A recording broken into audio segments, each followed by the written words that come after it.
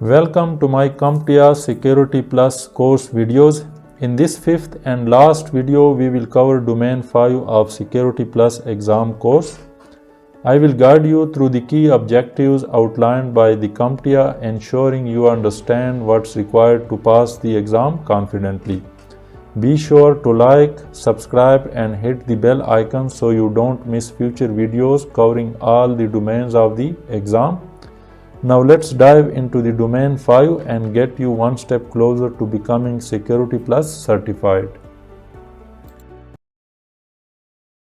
Domain 5 Security Program Management and Oversight. And the first objective of Domain 5, Objective 5.1, is summarize elements of effective security governance. So let's get started. So the first element of security governance is the guidelines. What are the guidelines? The guidelines are high-level recommendations that outline best practices and framework to follow for achieving security objectives. So remember, we will study different elements. The first one is guideline, then the policy, then standards. And some of these are mandatory to be implemented by the organization and to be followed by the employees, but some are recommendations, such as this one. They are not mandatory. So the word recommendation here is important. Some elements, such as the policies, they are mandatory. They are not recommendation. They must be followed by the organization and its employees. So the guidelines are recommendations that outline best practices and framework to follow for achieving security objective. And the purpose is that it offers direction on how policies and procedures should be implemented to maintain consistent security practices across the organization. So you can say that the guidelines in effect explain the organizational policies and procedures in detail. And the flexibility guidelines have the flexibility because unlike the policies and guidelines, the guidelines are optional. As I already stated, that the policies are mandatory while the guidelines are recommendation and optional, and they are flexible and adaptable, serving as recommendation rather than strict requirements. An example of the guidelines includes suggesting encryption methods for sensitive data, advising regular update for software, or recommending access control measures. So these are just recommendations. So what is the role of guidelines in governance? So these helps bridge the gap between high-level policies and specific operational procedures. So the policies are very high level and very brief, while the guidelines explain these policies and bridge the gap for practical implementation. The next elements are the policies, and these are formal and high-level statements that define an organization's approach to the security and set expectations for behavior and compliance. And the purpose of policies are to establish clear rules and responsibilities to protect assets, ensure regulatory compliance, and mitigate risks. And the characteristic of the policies are that they are mandatory, so they are broad in scope and enforceable across the organization. Remember, the guidelines were optional and recommendation, but the policies are mandatory. Example include acceptable use policies, data protection policies, incident response policy, and password policies. And their role in governance is that they serve as the foundation of the security program, guiding decision making and the development of guidelines and procedures. So remember, the policies are from the top management.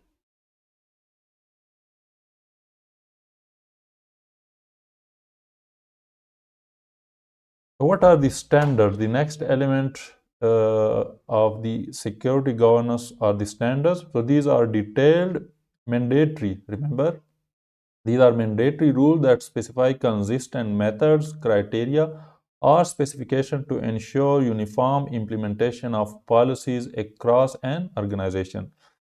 And the standard's purpose is to provide clear, measurable requirements to enforce policies and promote consistency in security practices. Consistency standard provide consistency because if you implement a standard across the organization, it will provide a consistent security implementation and settings. Characteristics of the standards are that they are rigid and prescriptive, and deviations require formal approval. So, in the case of guidelines, we studied that they are flexible. So, is not the case with the standard, they are rigid, and deviation from standard require formal approval from the management. Example of standards include minimum encryption standards, for example, AES 256 for sensitive data, hardware configurations, and secure coding standards. And their role in governance is that they translate policies into actionable and enforceable technical or procedural controls to maintain compliance and security objectives. So remember, at the top level, we have the high level statement or the policy, and then from this policy, we deduce or we write the standards, guidelines, and procedures. Next element of effective security governance are the procedures, and these are step-by-step instructions detailing how specific tasks or processes should be performed to comply with policies and standards, and their purpose is to provide clear, actionable guidance for employees to implement security measures effectively and consistently. And their characteristics are that they are detailed, task-oriented, and specific to roles or function, and adaptable for operational needs. So, since these are step-by-step instructions, again, they are not rigid and they are adaptable. Example includes steps to configure a firewall, processes for handling security incidents, or instructions for onboarding new users securely. And their role in governance is that they enable practical implementation of policies and standards by guiding day-to-day operations and ensuring adherence.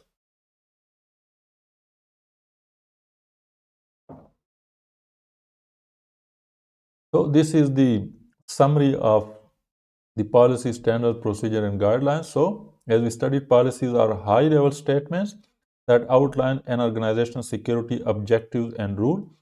They are broad in scope and they are mandatory. An example include all employees must use strong password. Standards are detailed, but again, they are mandatory rules specifying uniform methods to enforce policies, and they provide measurable criteria and technical specification. Example of standard include password must be at least 12 characters long and include special characters.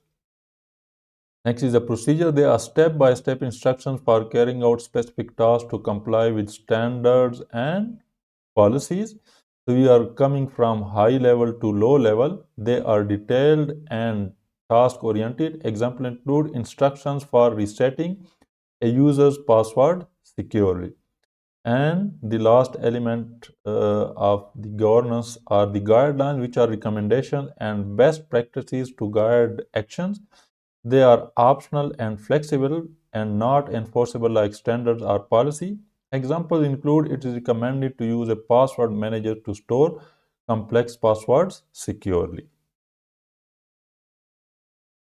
So now some policies example, different policies that are used across the organization. We will study these in this slide. The first one is the acceptable use policy, which defines acceptable and prohibited uses of organizational resources like networks, devices, and internet access. Second is the information security policies, which are broad policies that outline how the organization protects its data and information systems from threats. Next one is the business continuity policy, which ensures critical operations can continue during and after a disruption or after a disaster. Next one is the disaster recovery policy, which specifies how the organization will recover IT systems and data after a disaster.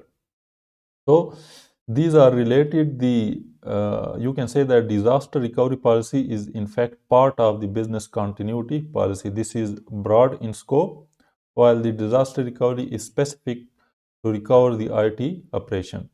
Incident response policy establishes processes for identifying, managing, and mitigating security incidents, and software development lifecycle policy outlines security measures and standards during the development, testing, and development of software, while change management policy defines how changes to systems, applications, and configurations are requested, evaluated, approved, and implemented.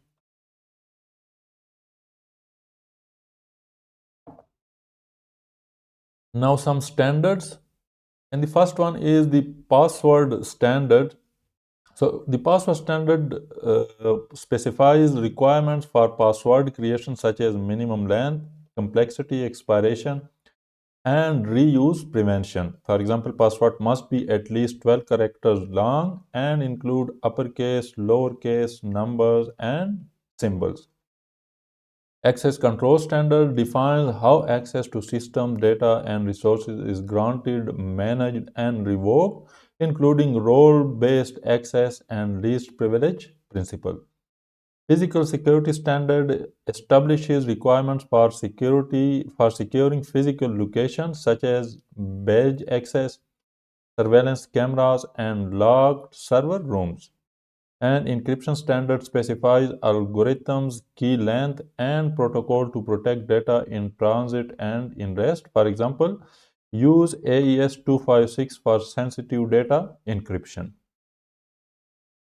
Some procedures. So first one is the change management procedure. It provides step-by-step instructions for requesting, evaluating, approving, and implementing changes to systems or processes to minimize the risk and disruption. Next procedure is the onboarding and offboarding procedure, which details how to securely provision and deprovision user accounts, access rights, and equipment during employee hiring and termination. And the last one is the playbooks, which are prescriptive guides for handling specific scenarios such as responding to a phishing attack, managing a malware outbreak, or conducting a forensic investigation. So now some external consideration in effective security governance. The first one is the regulatory. So this is external consideration because it is implemented outside by entities outside the organization. And regulatory consideration is adhere to industry specific regulations such as HIPAA, GDPR, or PCI DSS to ensure compliance, and regularly monitor regulatory changes to update policies and procedures. So an organization must take into account these external considerations in order to be compliance with these industry specific regulations such as HIPAA, GDPR, or PCI DSS. Another consideration is the legal, which is to understand and comply with laws governing data protection, privacy, and cybersecurity, and seek legal counsel to navigate complex jurisdictional requirements. Next one is the industry specific consideration. Follow best practices and standards specific to your industry, such as NIST or ISO 27001, and participate in industry forums to stay updated on emerging threats and solutions.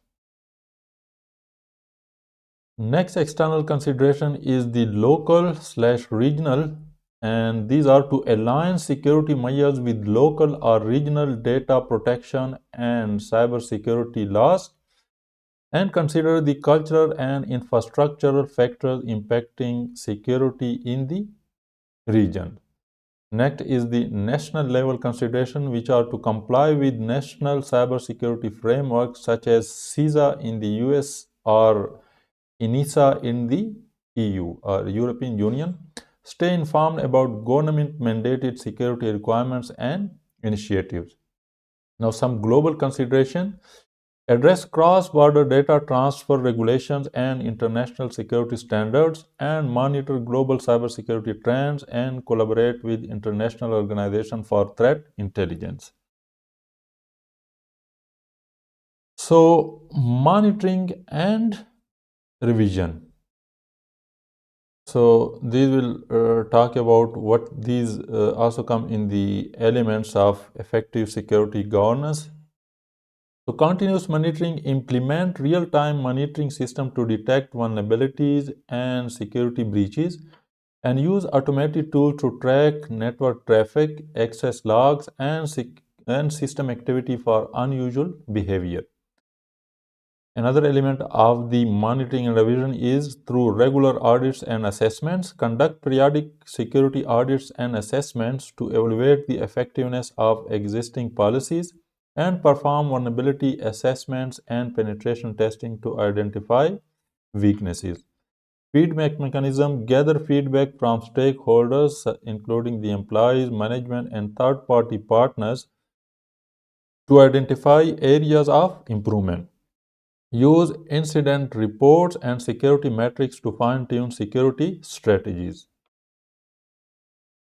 Policy and control updates. So revise security policies and procedures regularly to reflect new risks, threats, and technologies. Adopt controls based on the results of monitoring activities and audit findings. Incident and post-incident reviews. Analyze security incidents to identify root causes and make necessary adjustment to security protocols, and use lessons learned to strengthen defenses and prevent similar incidents. Adaptation to emerging threats. So stay updated on emerging security threats and update strategies to mitigate new risks, and adjust security measures based on industry trends, evolving attack methods, and regulatory changes. So now some types of organizational governance structures, and the first one is the boards. So the boards are used to oversight and strategic decision making body. Our boards are basically oversight and strategic decision making body that sets the direction for security governance. The boards typically include executive leadership such as CEO, CIO, and CISO to ensure alignment with organizational goals. The board approves budgets, policies, and major security initiatives. The next structure type inside the governance is the committees, which are specialized groups within organization often focused on specific areas of security. For example, risk management committee, compliance committee, or incident response committee. Committees provide recommendations and advice to the board on security related matters and can include cross-functional teams such as IT, legal, and compliance personnel. Next structure is the government entities, which are national or regional organizations that set security regulations, standards, and guidelines. For example, NIST, CISA, and ENISA. So these are US specific, and these ENISA is an EU entity. These entities enforce compliance through audits and legal actions and provide frameworks and resources for organizations to strengthen their security posture. So security governance is managed and controlled by a centralized authority or department. For example, a centralized security team or IT department. And the centralization ensures consistency in policies, procedures, and tools across the organization and facilitates easier implementation of organization-wide security initiatives. So the decentralized security governance is distributed across various departments or business units, with each unit managing its own security needs. And decentralization provides flexibility for departments to address specific security concerns, but it can lead to challenges in standardization and consistency across the whole organization. So now some hardening targets.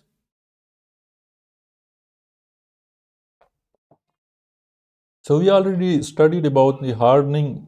The purpose of the hardening is basically to reduce the attack surface of the devices or applications so that the external hackers or attackers cannot exploit them. So we will now study different devices and elements that can be hardened or that can be considered as hardening targets. The first one is the switches. We are talking about network switches. So how to harden them? So switches can be hardened by disabling the unused ports and using the port security features. So the port security feature is basically 802.1x, or you can also call this as NAC or network access control. Configuring VLANs for network segmentation and applying strong management interface credentials and restrict access. So what does management interface credential mean? That the switches GUI, the web interface through which the switches are managed, or the CLI such as the SSH, their credential means the username, administrative username and password must be strong. By strong we mean that they must have strong passwords, and these interfaces, the management interfaces, should be only accessible through the organizational IP addresses and not from some uh, external networks or external IP addresses, so that there are less chances of their compromise. Next related target are the routers. So switches are basically layer 2 network devices. Routers are layer 3 devices. So change default credentials and disable unused services. So this also stands true for the switches as well. Enable encryption WPA3 for wireless routers and use strong ACL, that is access control list, and regularly update firmware to patch vulnerabilities when provided by the vendor. Cloud infrastructure hardening. So use identity and access management policies to enforce the least privilege principle.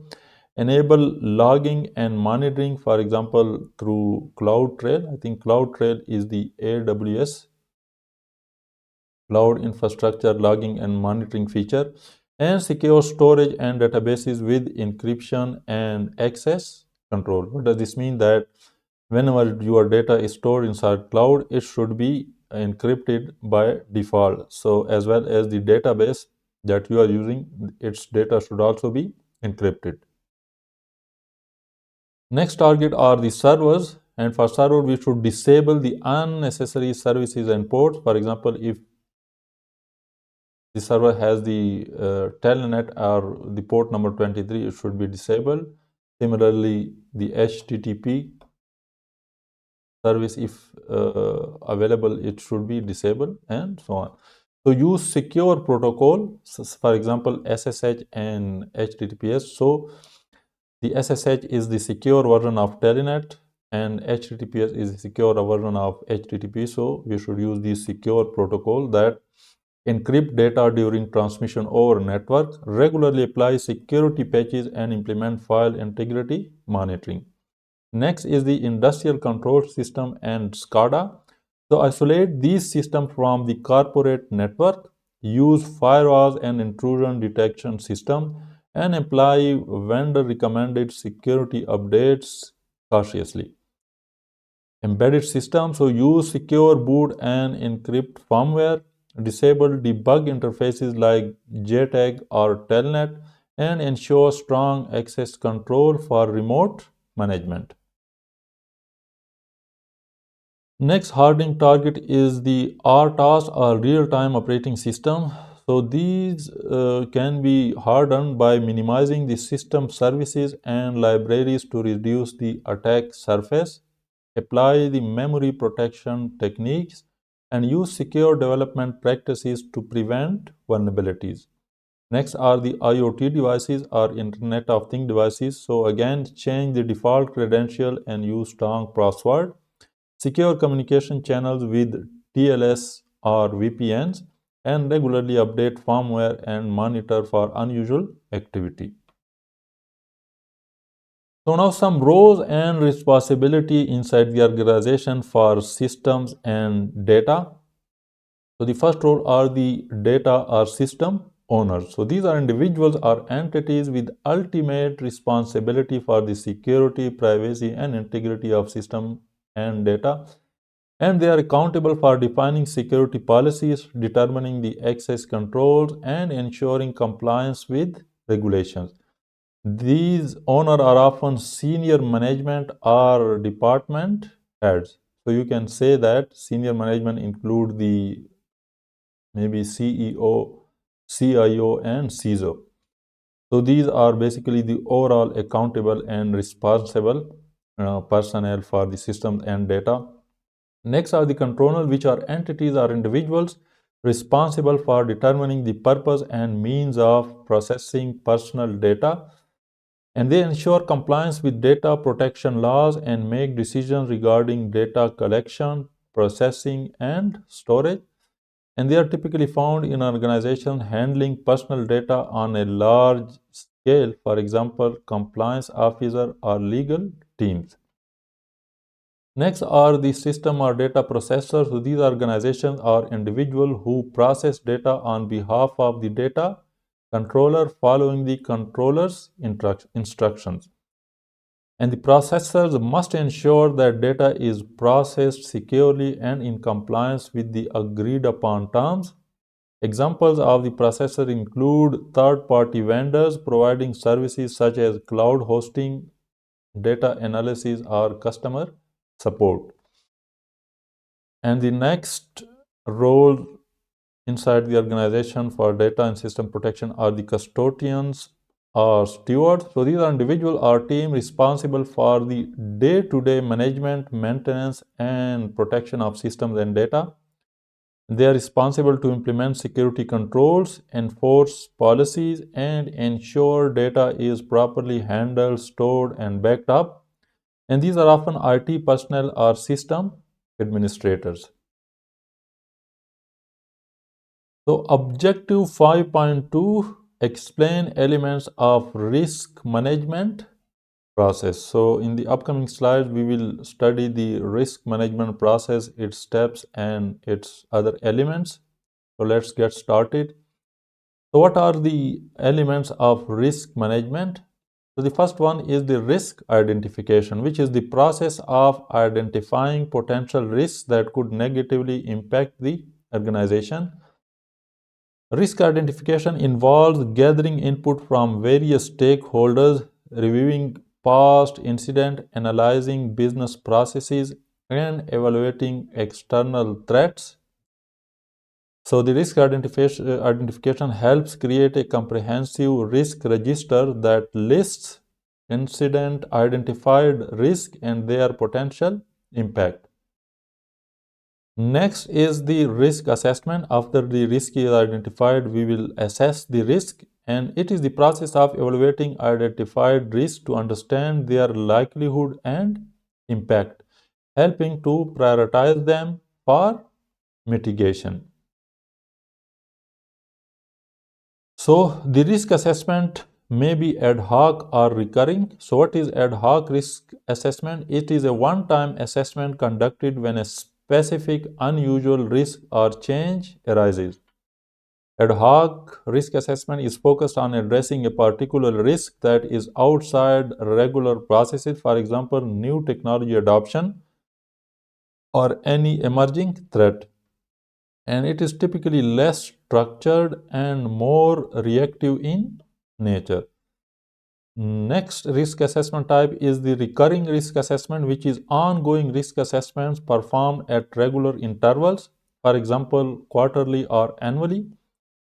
And recurring risk assessment provides a consistent review of risk factors over time to ensure the risk landscape is still relevant and manageable. And it is common in compliance and audit cycles. So the risk assessment may be one time, which is a one-off assessment triggered by a specific a significant change, event, or project, and it typically focuses on the risk associated with specific initiatives such as the launch of a new system or business operation, and it can provide a deep dive into specific risk but may not be repeated unless necessary. Next is the continuous risk assessment, which is ongoing risk assessment integrated into daily operations, and it involves real-time monitoring of systems, data, and activity to detect and address emerging risks, and uses automated tools and continuous feedback loops to provide a dynamic approach to risk management.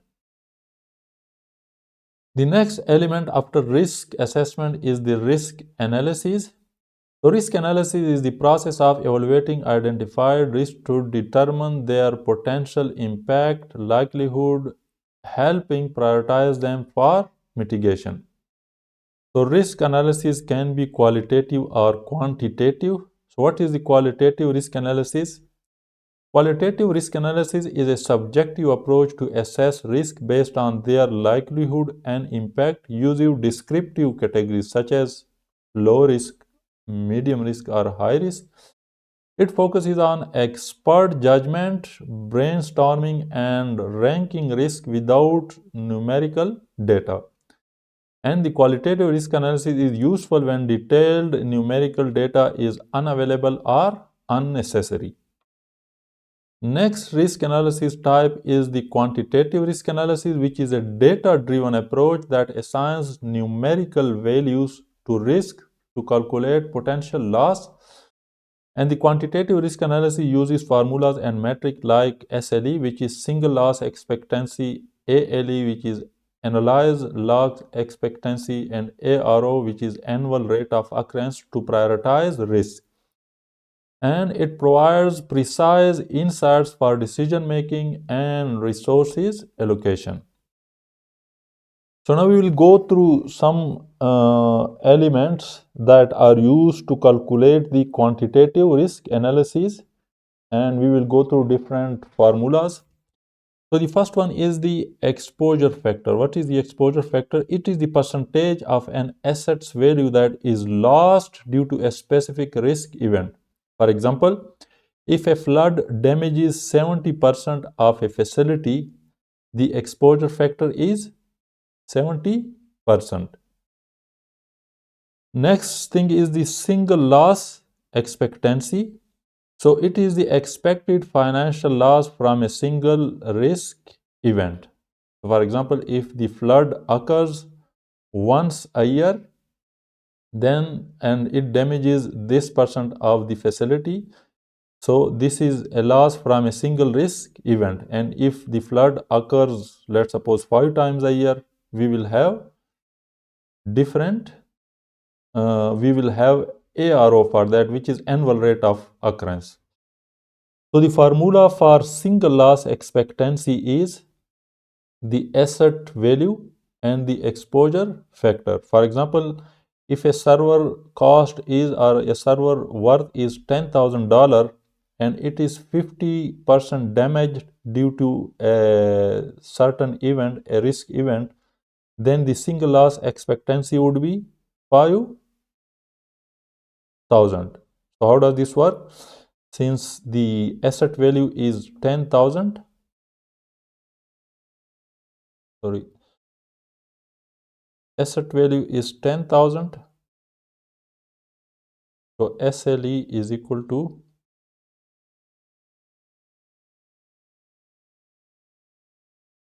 this is 10,000, and the exposure factor is 50%, which is 0.5.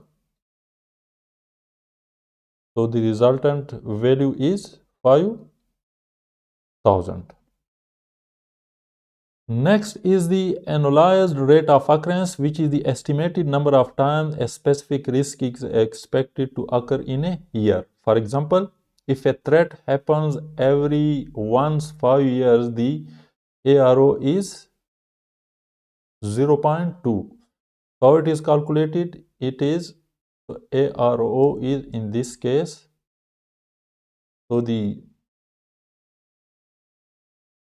event is occurring once every 5 years, so it is 0.2. ARO is 0.2.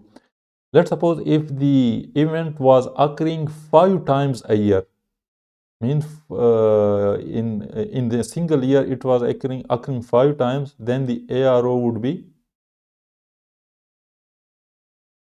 5. Okay, I hope this is understandable. It is the number of times a specific event occurs in a year. So what is then annualized loss expectancy? So remember we calculated the single loss expectancy. Now the loss expectancy in a complete year. It is the projected annual financial loss from a specific risk. So its formula is annualized loss expectancy is the single loss expectancy, which already calculated, multiplied by ARO or annualized rate of occurrence. So if SLE is 5000, which we calculated in the previous slide, and the ARO is 2, means if the event is occurring 2 times in a single year, then the ELE is 2 times 5, 10,000. What is the probability? It is the likelihood that a specific threat will occur, and it is expressed as a percentage or a decimal value. For example, 30%, or you can use it in decimals as a 0.3. And the likelihood, it is similar to probability but often described in qualitative terms such as likely or unlikely, and it helps prioritize risk based on their perceived chance of occurring. And the impact is the magnitude of the effect caused by a risk event, including financial, reputational, and operational damages. And high impact risks often demand more immediate attention and mitigation. So what is risk register? Another concept in the risk management process. So it is risk register is a centralized document that records all identified risks, their assessment details, and mitigation strategies. It serves as a tool for tracking and managing risk throughout the risk management process. So key risk indicators are KRIs. These are metrics used to monitor risk levels and provide early warnings of potential issues. Examples include the number of security incidents, system downtime hours, or compliance violations. And the key risk indicators helps organizations proactively address risk before they escalate. What are the risk owners? So these are individuals or teams assigned responsibility for managing specific risks, and they are accountable for implementing mitigation strategies, monitoring risk status, and reporting updates. And they typically have authority and resources to address the risk effectively. And risk threshold, these are the level of risk that an organization is willing to accept before taking action. And these are defined based on factors like organizational goals, regulatory requirements, and stakeholder expectations. And they help prioritize risks and allocate resources appropriately. So what is the risk tolerance and the risk appetite? So risk tolerance is the acceptable level of variations in outcome that an organization is willing to withstand while pursuing its objective. And it focuses on the day-to-day operational ability to manage risk without significant disruptions. While risk appetite is the overall level of risk an organization is willing to take to achieve its strategic goals, and it helps define the boundaries of decision making and prioritization. So the risk appetite is expansionary. It means that a high risk appetite aimed at pursuing aggressive growth, innovation, or market expansion, and accepts greater uncertainty for potentially high rewards, such as entering new markets or adopting emerging technologies. Conservative. So these are the type of risk appetite. Conservative is a low risk appetite focused on minimizing risk and preserving stability, and it prioritizes compliance, operational reliability, and risk avoidance over high returns. Neutral is a balanced risk appetite that considers both opportunities and risk equally, and it strives for steady growth while managing a reasonable level of security and compliance. So now some risk management and risk treatment strategy. So we identified the risk, then assessed the risk, then we analyzed the risk. Now, after all these, we also registered the risk. Now, after all this, how to mitigate or how to manage risk through different strategies or treat the risk through different strategies. First one is the transfer, which is shifting the risk to a third party, such as through buying the insurance or outsourcing it to another organization or dealing with it through contracts. It reduces the organization's direct responsibility but may involve costs like premiums or fees. Example is purchasing cyber insurance to cover data breach losses. Next risk mitigation strategy is the acceptance or accepting the risk. It is choosing to acknowledge and bear the risk without taking specific action to address it. It is appropriate for low impact or low probability risks that are deemed tolerable. So the acceptance strategy have some exemption and exception. Exemption is a formal decision to exclude certain risks from specific policies or controls, and is often used when the risk is deemed negligible or impractical to address. Example, exempting low value assets from comprehensive security measure. Next is the exception, which is a temporary allowance for a deviation from standard risk policies, typically with additional oversight or condition. Example, allowing unsupported software temporarily while a replacement is procured. Next risk treatment strategy is to avoid the risk, which is eliminating the risk entirely by discontinuing the activity or process that generates it. And it is bad for high impact or high likelihood risk that cannot be mitigated effectively. Example is avoiding certain vendors with a history of data breaches. And the most common risk treatment strategy is the mitigation strategy, or to mitigate the risk, which is reducing the risk to an acceptable level by implementing controls or measures. It focuses on minimizing the likelihood or impact of the risk. For example, installing firewalls or anti-malware software to protect against cyber threats. And the last step in the risk management process is the risk reporting, which is the process of documenting and communicating risk-related information to stakeholders. It includes details on identified risks, their status, mitigation efforts, and potential impacts. And it helps stakeholders make informed decisions and prioritize resources for risk management. What is the business impact analysis, or BIA?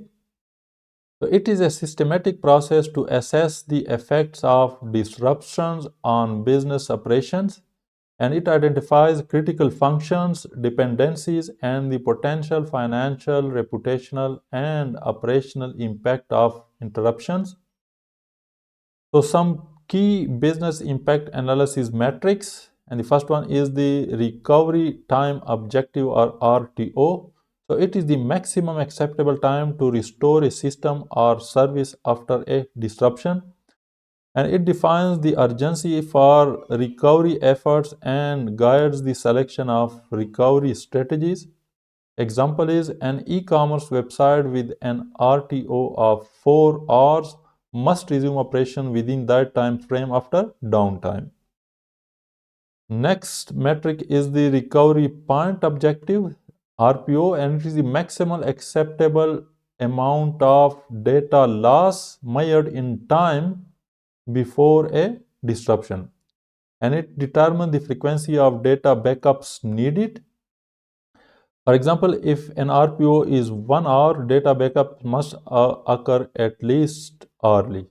So this diagram shows basically the RPO. So if you take the backup over here, let's suppose it is 3 hours between two backups, and the disaster occur anywhere before the next backup, you can have the data loss of approximately 3 hours. And if your RPO is, let's suppose, 2 hours, then you should take backup at least after each 2 hours.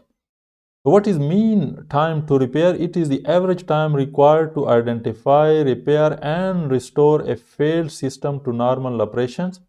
It reflects the efficiency of the incident response and the repair processes. For example, if a server outage is typically resolved in 2 hours, the MTTR is 2 hours. So the next metric is the mean time between failure, or MTBF, which is the average time between system failures during normal operations, and it indicates the reliability of a system or component. For example, if a hard drive with an MTBF of 50,000 hours is expected to operate for that duration on average before failures. So this is a diagram showing an example. Let's suppose we have a system failures or a device failures over here, and we make it operational over here. So this is the time that was required to restore the operation or repair the system or device. So this is the mean time to repair. And then after resumption of reparation, another failure occur. So this time is the mean time to failure or time to failure, and the time between the two failure is the MTBF or the mean time between failure. Objective 5.3, explain the processes associated with third-party risk assessment and management.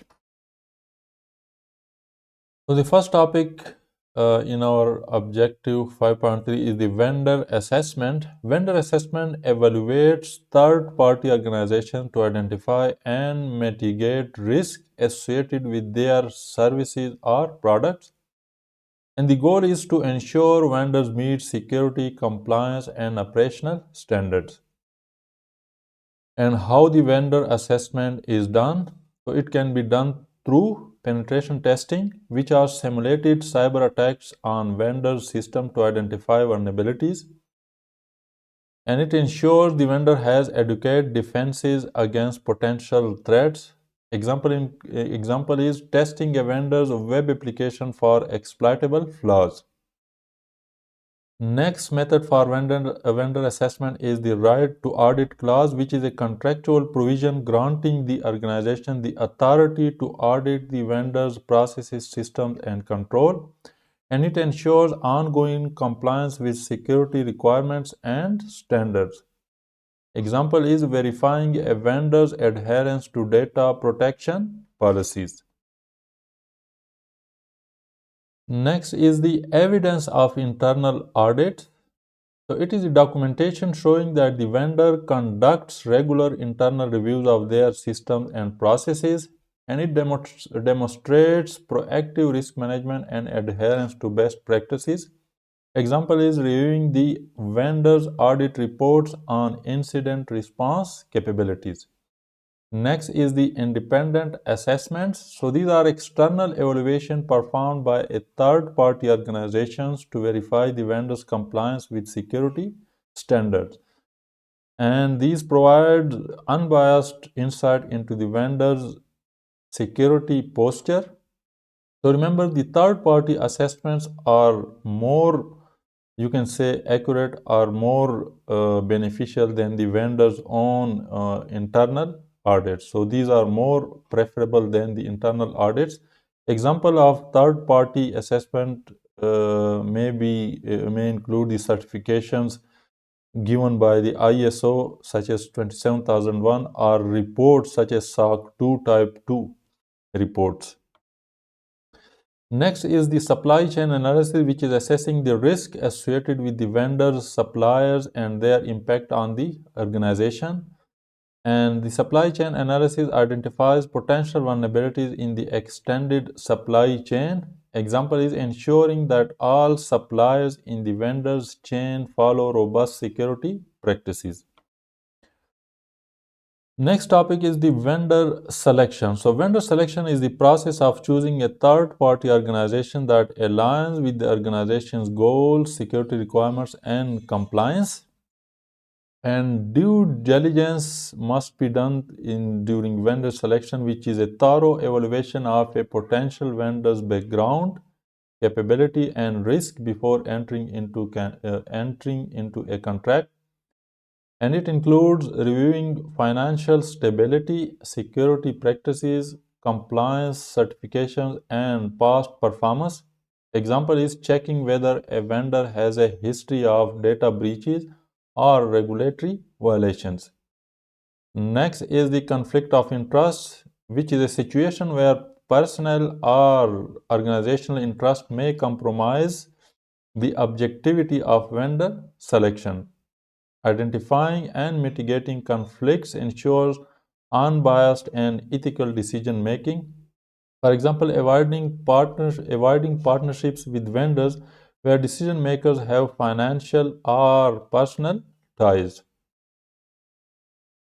Agreement types. So now different agreement types between vendors, and these agreement define role, responsibilities, and expectation between organization and their third-party vendors to ensure transparency, accountability, and compliance. And the first agreement type is the SLA, Service Level Agreement, which specifies the level of service the vendor must provide, including metrics such as uptime, response times, and performance. Example include a cloud provider guaranteeing 99.9% system uptime. Next is the Memorandum of Agreement, which is a formal binding document outlining specific terms and obligations between parties. Example include agreements between government agencies for shared resource use. Next agreement type is the Memorandum of Understanding, which is a non-binding document describing the intentions and roles of parties in a collaboration. Example is two companies agreeing to explore a potential joint venture. Next is the Master Service Agreement MSA, which is a long-term framework agreement defining the overall terms of engagement between parties. Example, a managed service provider outlining all potential services under one overarching contract. Next is the work order or statement of work, which is a detailed document that specifies the exact deliverables, timelines, and responsibilities for a particular project or task. Example include a software developer contracted to build a specific application feature. So next agreement type is the non-disclosure agreement, which is a legally binding contract that ensures confidentiality by restricting the sharing of sensitive information. For example, a company sharing proprietary product designs with a vendor. Next is the business partner agreement, which establishes the rules and responsibilities for partnerships, often addressing revenue sharing, liability, and governance. An example is agreements between healthcare providers and business associates under HIPAA regulations. Now, vendor monitoring. So, the ongoing process of evaluating a vendor's performance, compliance, and security posture after the agreement is in place, and it involves the regular audit, performance reviews, and incident monitoring to ensure the vendor meets contractual obligation. Example, monitoring a cloud provider's uptime and response times against SLA commitments. Questionnaires. So these are predefined set of questions used to assess a vendor's security practices, compliance, and risk management capabilities. And it helps gather information on areas like data handling, regulatory compliance, and incident response plans. Example, sending a cybersecurity questionnaire to a vendor to understand their encryption methods and data access controls. Rules of engagement. So these are guidelines that define how interaction and activities with the vendor will be conducted, particularly during assessments or testing. And it ensures clarity and agreement on scope, timelines, and boundaries to avoid conflicts. Example, establishing rules for penetration testing, including advanced notification and specific systems to test. Objective 5.4 summarize elements of effective security compliance. Compliance reporting. So, what is compliance reporting? Compliance reporting involves documenting and communicating adherence to security standards, regulations, and organizational policies. It ensures transparency and accountability for internal and external stakeholders. So there are two parts of the compliance reporting. It may be internal to the organization or the external compliance reporting. So the internal compliance reporting includes reports designed for internal audience such as the management, security teams, and the board of directors. It focuses on tracking the organization's compliance posture, identifying gaps, and driving improvements. Example is monthly compliance status report for the IT department detailing adherence to internal security policies. Next is the external compliance reporting, which are reports provided to external entities such as regulatory bodies, auditors, customer, or business partners. It demonstrates compliance with legal, contractual, or industry specific requirements. Example of external compliance reporting is submitting a SOC 2 Type 2 audit report to a potential client to provide or to prove data security measures. So what are the some consequences of the non-compliance to rules, regulations, and standards? So non-compliance with security regulations, standards, or contractual obligations can have significant financial, operational, as well as reputational repercussions. And these repercussions may be in the form of fines. So these are monetary penalties imposed by regulatory authorities for failing to meet legal requirements.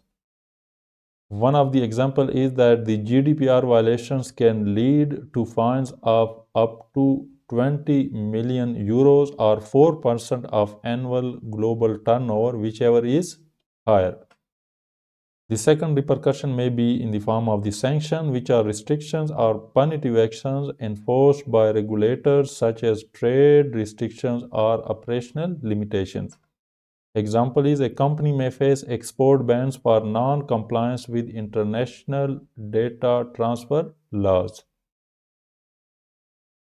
Another repercussion may be the reputational damage, which is the loss of trust and credibility among customers, partners, and the public due to non-compliance. Example is a data breach caused by poor compliance erodes customer trust and affects future business. Loss of license, so revocation of certifications, operational licenses, or permissions required to conduct business. Example is a healthcare organization losing HIPAA compliance certification may be prohibited from handling patient data. Contractual impacts, which are breaches of contractual agreements leading to penalties, loss of business relationships, or legal disputes. Example, a vendor failing to meet agreed upon security requirements may face contract termination or litigation. So now coming to the compliance monitoring, how to monitor the compliance to different rules, regulation, and standards. So compliance monitoring is the process of continuously tracking and verifying adherence to security regulations, policies, and standards. It helps identify non-compliance risks and ensures corrective actions are taken proactively. Due diligence and due care. So, due diligence is taking necessary steps to identify risks and implement preventive measures to achieve compliance, while due care is demonstrating consistent, reasonable efforts to maintain compliance and safeguard assets. Example, conducting regular risk assessment and applying security control to address findings. Another compliance monitoring method is the attestation and acknowledgement. Attestation is the formal confirmation that compliance requirements are met, often through audits or certifications, while acknowledgement is obtaining signatures or confirmations from employees or third parties that they understand and adhere to policies.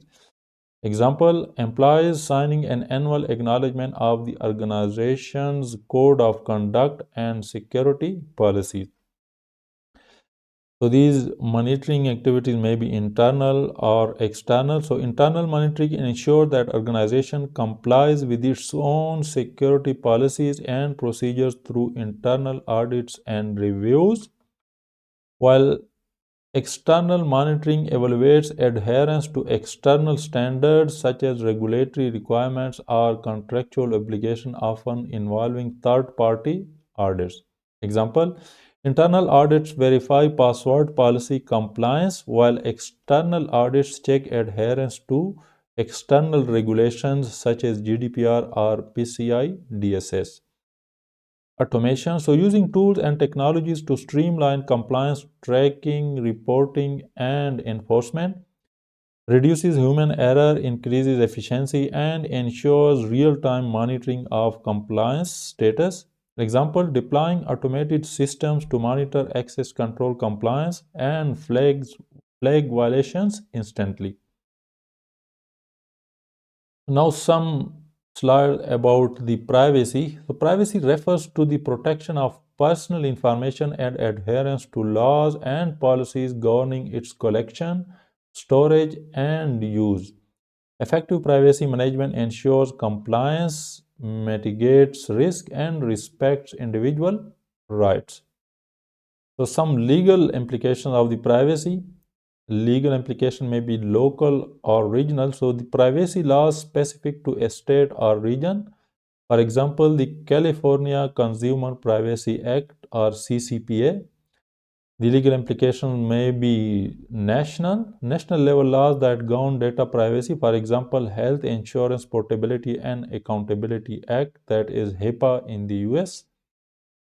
While the global or the international privacy regulation for cross-border data transfer, for example, General Data Protection Regulation or GDPR in the European Union. So these are some roles that are defined in the privacy or privacy laws. First one is the data subject, which are the individual whose personal information is being collected or processed. For example, a customer whose data is stored by an e-commerce platform. What are the controller and processor? So controller determines the purpose and means of processing personal data. For example, a retail company managing customer data, while processor processes data on behalf of the controller. For example, a cloud service provider hosting the retailer company's data. Ownership of the private data. So, ownership clarifies who has the authority over data and who is responsible for its security and compliance. For example, organization own operational data but must respect data subjects' rights over their personal information. Data inventory and retention. So, data inventory is a comprehensive list of all data assets, including location and type of data. For example, tracking stored customer records, email logs, and billing information. While retention include the policies for how long data is kept and when it is deleted. For example, retaining employee tax records for 7 years as required by law. What is the right to be forgotten in the privacy? These are it is related to individuals can request the deletion of their personal data when it is no longer necessary or legally required to retain. For example, a former user requesting the removal of their account information under GDPR. So this is right to be forgotten is specifically mentioned in the GDPR, which is EU law regarding the private data of EU citizens. Objective 5.5 explain types and purposes of audits and assessment. So audits and assessment. First of all, what are attestations? So attestation is the formal process of verifying and certifying that an organization, system, or process complies with specific standards, policies, or regulations. It often involves a third party reviewing the organization's documentation, practices, and controls to provide an official statement of compliance. Purpose. So, attestation provides assurance to stakeholders, for example, clients and regulators, that an organization meets required security and operational standards. Example, a SOC 2 Type 2 attestation ensures a service provider maintains security, availability, and confidentiality of data. What are the internal audits? Internal audits focus on evaluating an organization's internal processes, policies, and controls to ensure compliance, efficiency, and effectiveness. These are conducted by internal teams or dedicated audit committees. So, compliance verifies adherence to internal policies, standards, and regulatory requirements. They also identifies gaps and ensures corrective actions to mitigate risk. For example, an internal audit checking adherence to password management policies.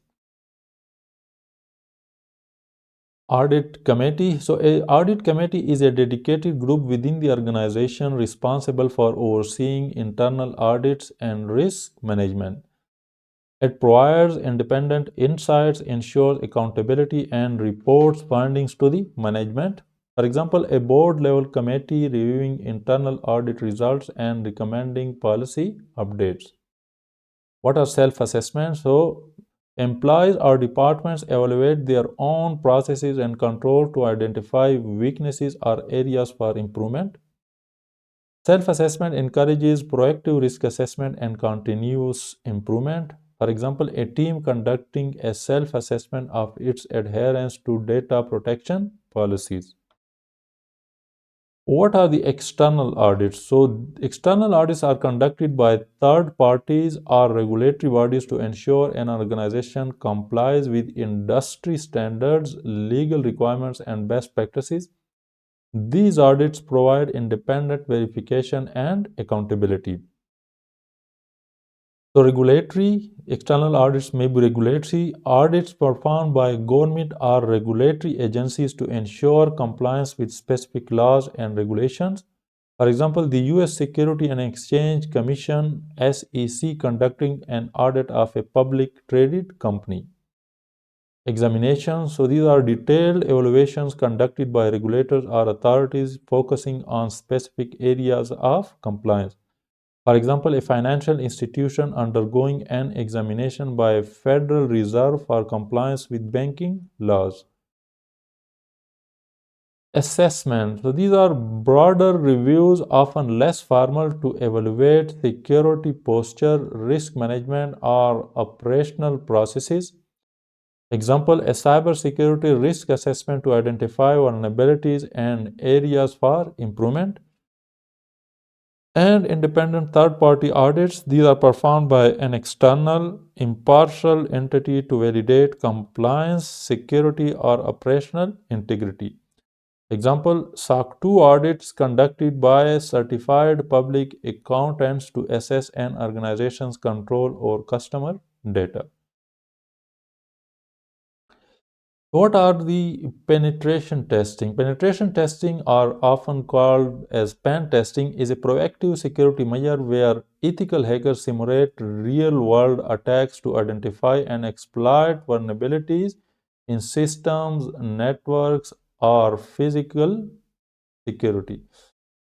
So there is a slight difference between the penetration testing and the vulnerability scanning or vulnerability assessment. In vulnerability scanning, only the vulnerabilities are identified, while in the pen testing, the ethical hacker also try to exploit them. So the pen testing may be physical. Those physical pen testing test physical security measures such as logs, access controls, surveillance to assess susceptibility to unauthorized physical access.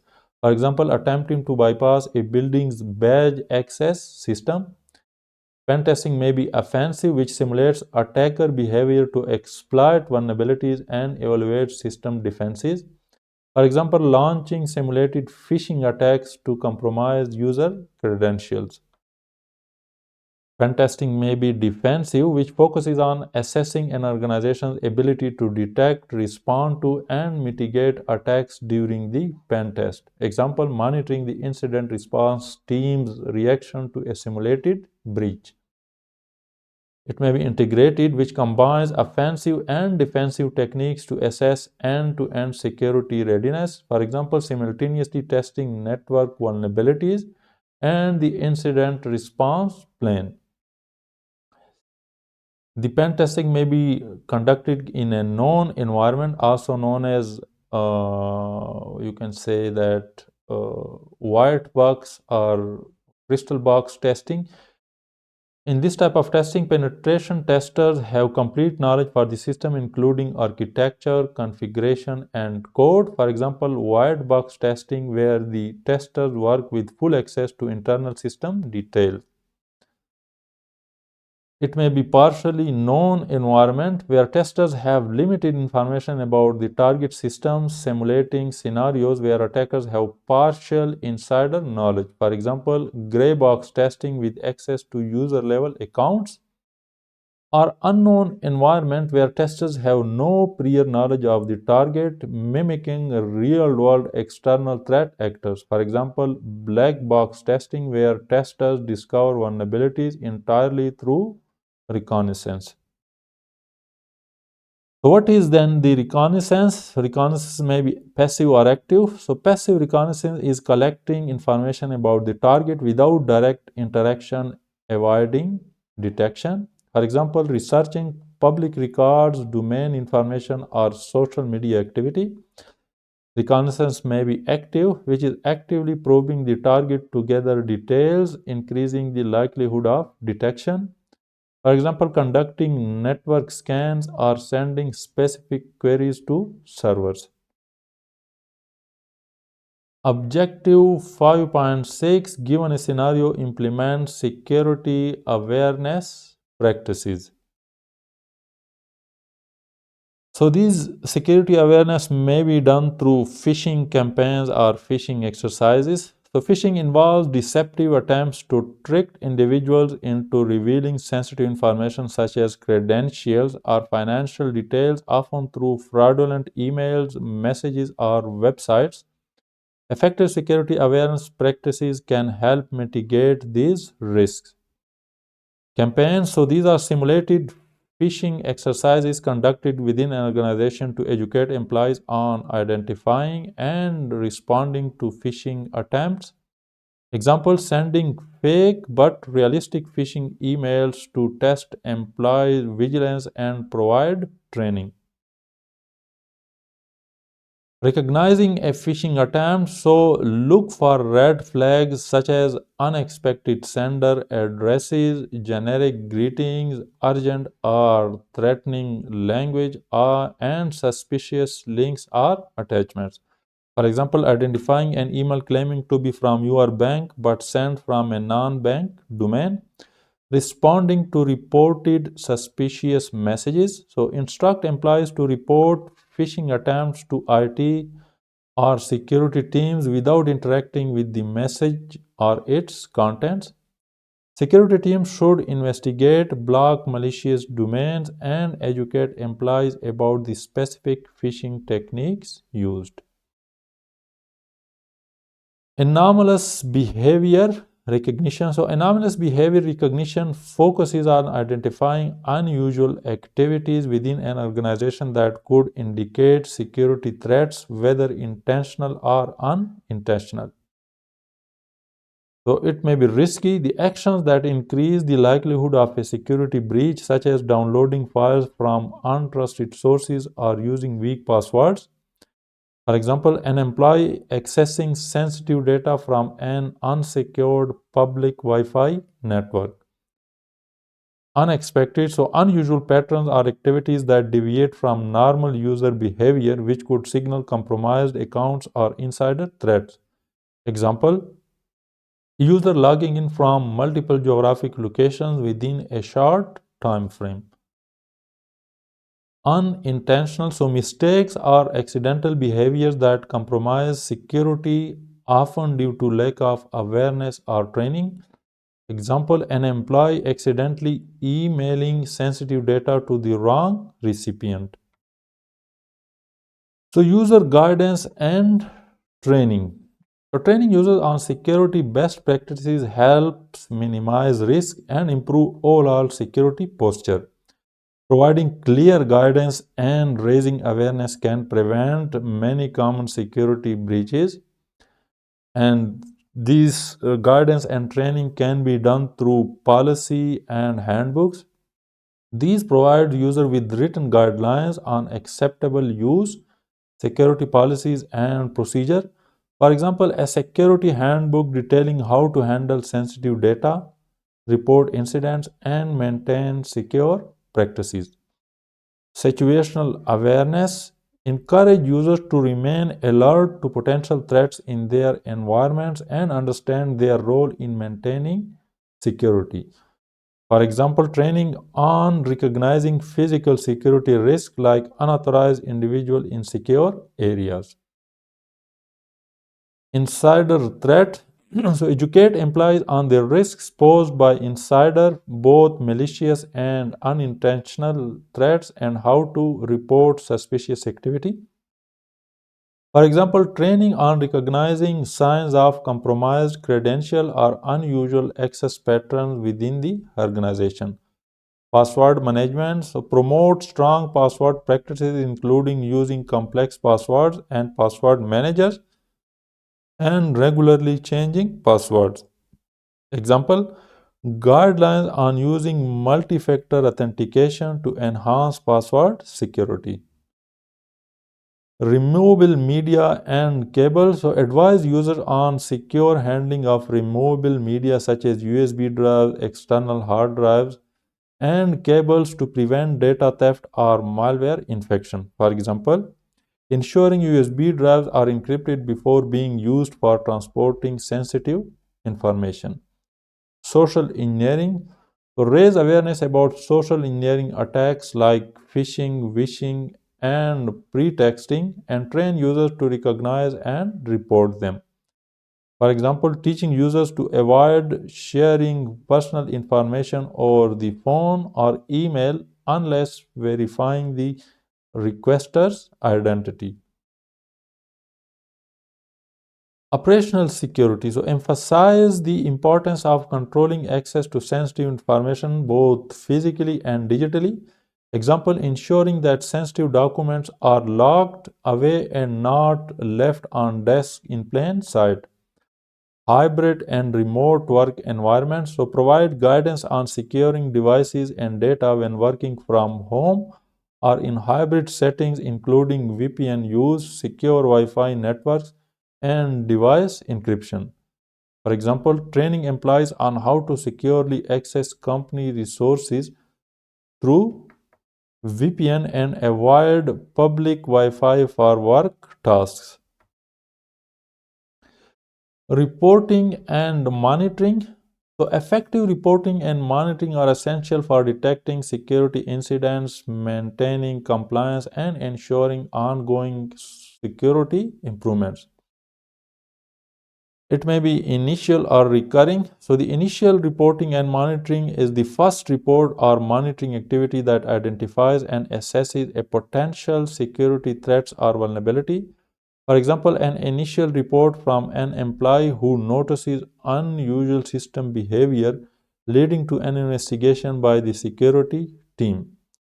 It may be recurring, which is ongoing reports and monitoring to track security metrics, detect patterns, and ensure security posture remains strong over time.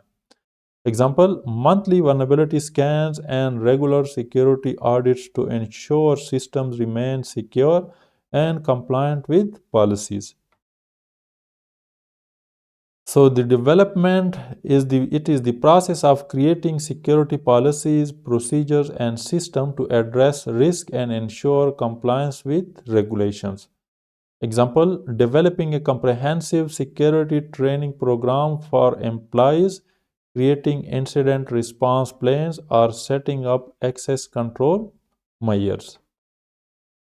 And the execution, which is the implementation and operationalization of the developed security practices, ensuring they are carried out effectively and consistently across the organization. Example, executing regular employee security awareness training, deploying security patches across systems, or actively monitoring network traffic for suspicious activities.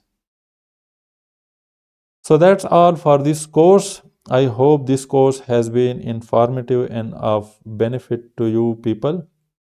So now if you would like to practice some of your knowledge gain in this course and during these videos, I have a video containing about 100 or 105 question and answers along with their explanation on this latest 701 Security Plus course. So please do watch this video so that you can test your knowledge as well as prepare yourself for the exam. And subscribe to the channel. I will keep uploading other videos related to this course and others certification as well. Thank you and see you soon in next video.